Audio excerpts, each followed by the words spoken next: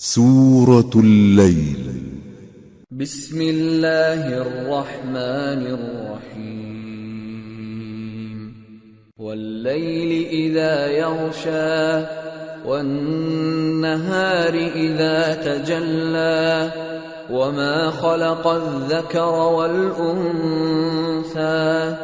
إن سعيكم لشتى فأما من أعطى واتقى وصدق بالحسنى فسنيسره لليسرى وأما من بخل واستغنى وكذب بالحسنى فسنيسره للعسرى وما يغني عنه ماله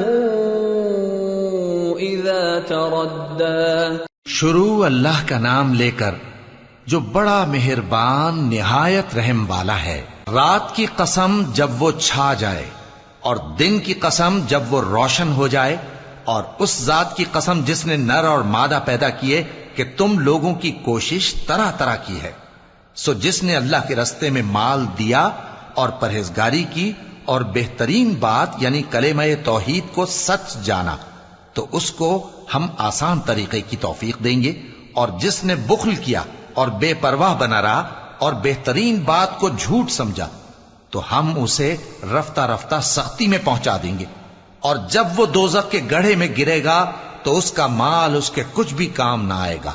ان علینا للہدى وان لنا للآخرة والأولى فأنذرتكم نارا تلظى لا يصلاها إلا الأشقى الذي كذب وتولى وسيجنبها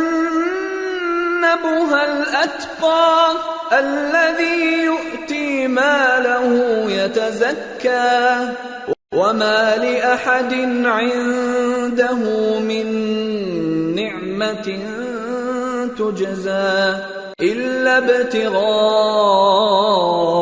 وجه ربه الأعلى وَلَسَوْفَ يَرْضَى. یقیناً راہ دکھا دینا ہمارا ذمہ ہے، اور بے شک آخرت اور دنیا ہماری ہی ملکیت ہیں. سو میں نے تم کو بھڑکتی آگ سے خبردار کر دیا ہے. اس میں وہی داخل ہوگا جو بڑا بدبخت ہے، جس نے جھٹلایا اور منہ پھیرا، اور جو بڑا پرہیزگار ہے وہ اس سے بچا لیا جائے گا. وہ جو اپنا مال دیتا ہے تاکہ پاک ہو، اور اس لیے نہیں دیتا کہ اس پر کسی کا احسان ہے جس کا بدلہ اتارا جائے، بلکہ اپنے رب اعلی کی رضامندی حاصل کرنے کے لیے دیتا ہے، اور وہ عنقریب خوش ہو جائے گا. سورة الضحى بسم اللہ الرحمن الرحیم والضحى واللیل اذا سجى ما ودعك ربك وما قلى وللآخرة خير لك من الأولى ولسوف يعطيك ربك فترضى. شروع اللہ کا نام لے کر جو بڑا مہربان نہایت رحم والا ہے. آفتاب کی روشنی کی قسم اور رات کی تاریکی کی قسم جب وہ چھا جائے. اے نبی صلی اللہ علیہ وآلہ وسلم، تمہارے پروردگار نے نہ تو تم کو چھوڑ دیا اور نہ تم سے ناراض ہی ہوا، اور آخرت تمہارے لیے دنیا سے کہیں بہتر ہے، اور تمہارا پروردگار تمہیں عنقریب اتنا کچھ عطا فرمائے گا کہ تم خوش ہو جاؤ گے.